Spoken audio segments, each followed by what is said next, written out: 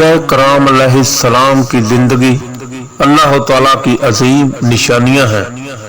ان میں سب سے پہلے نبی اور پہلے انسان حضرت آدم علیہ السلام ہیں، جنہیں اللہ تعالیٰ نے براہ راست اپنے دست قدرت سے پیدا فرمایا۔ قرآن مجید میں مختلف مقامات پر حضرت آدم علیہ السلام کے تذکرے موجود ہیں۔ ان کی پیدائش، خلافت، فرشتوں کا سجدہ، ابلیس کی نافرمانی، جنت کا قیام اور پھر زمین پر نزول کا واقعہ انسانی تاریخ کا نقطہ آغاز ہے۔ حضرت آدم علیہ السلام کا قصہ نہ صرف تخلیق انسانیت کا بیان ہے، بلکہ انسان کو اس کے مقصد حیات، آزمائش اور انجام کی طرف رہنمائی بھی کرتا ہے۔ اللہ تعالیٰ نے زمین کی مختلف مٹیوں کو جمع کیا، سرخ، سفید، سیاہ، نرم، سخت۔ اس سے انسان کی مختلف فطرتوں اور رنگوں کی نمائندگی ہوتی ہے۔ اللہ تعالیٰ نے ان اجزاء کو ملایا اور انہیں خاص شکل دی۔ پھر اللہ نے فرشتوں سے فرمایا، میں زمین میں ایک خلیفہ بنانے والا ہوں۔ سورہ بقرہ ورس 30۔ فرشتوں نے عرض کیا، اے رب، کیا تو ایسے کو خلیفہ بنائے گا جو زمین میں فساد کرے گا اور خون بہائے گا؟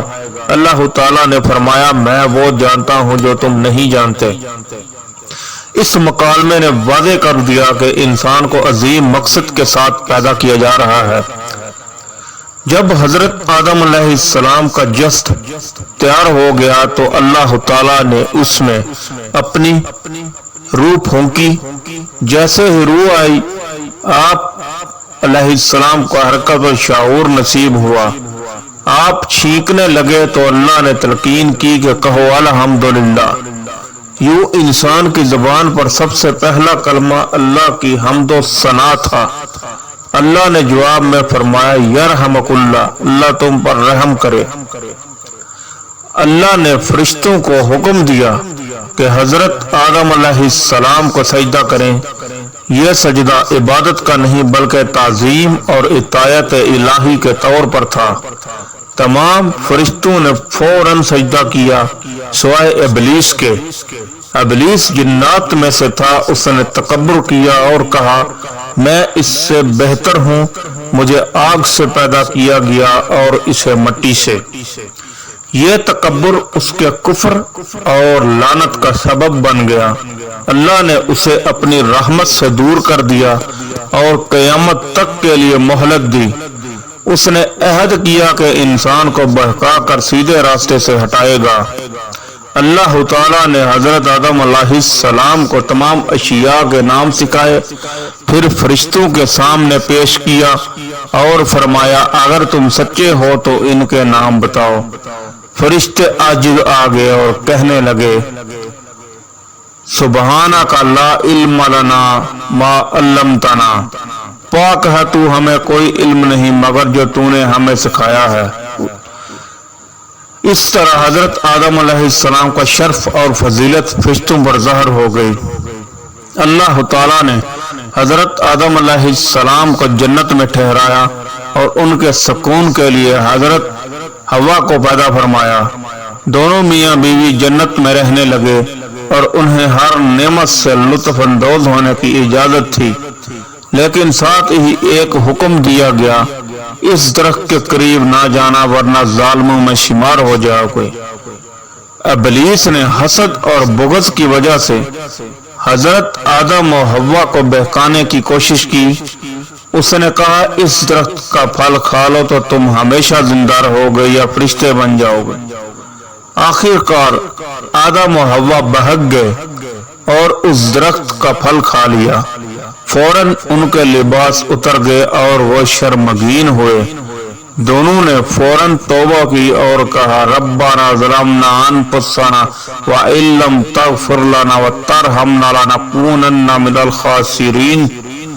اے رب، ہم نے اپنی جانوں پر ظلم کیا، اگر تو ہمیں نہ بخشے اور رحم نہ کرے تو ہم خسارہ پانے والوں میں ہوں گے۔ اللہ تعالیٰ نے ان کی توبہ قبول فرمائی لیکن بطور سزا انہیں جنت سے زمین پر اتار دیا گیا۔ اللہ نے فرمایا اتر جاؤ، تم ایک دوسرے کے دشمن ہو، تمہیں زمین میں ایک وقت تک رہنا اور فائدہ اٹھانا ہے۔ یوں حضرت آدم علیہ السلام کو زمین پر بھیجا گیا اور یہیں سے انسان کی آزمائش کا سفر شروع ہوا۔ زمین پر آنے کے بعد حضرت آدم علیہ السلام کو پہلا نبی اور خلیفہ بنایا گیا۔ انہیں ہدایت دی گئی کہ اپنی اولاد کو اللہ کی عبادت اور تقوی کی تعلیم دیں۔ حضرت آدم و حوا کے کئی بیٹے اور بیٹیاں ہوئیں، ان میں سب سے مشہور حابیل اور قابیل ہیں۔ قابیل نے حسد کی وجہ سے اپنے بھائی حابیل کو قتل کیا، یہ دنیا کا پہلا قتل تھا۔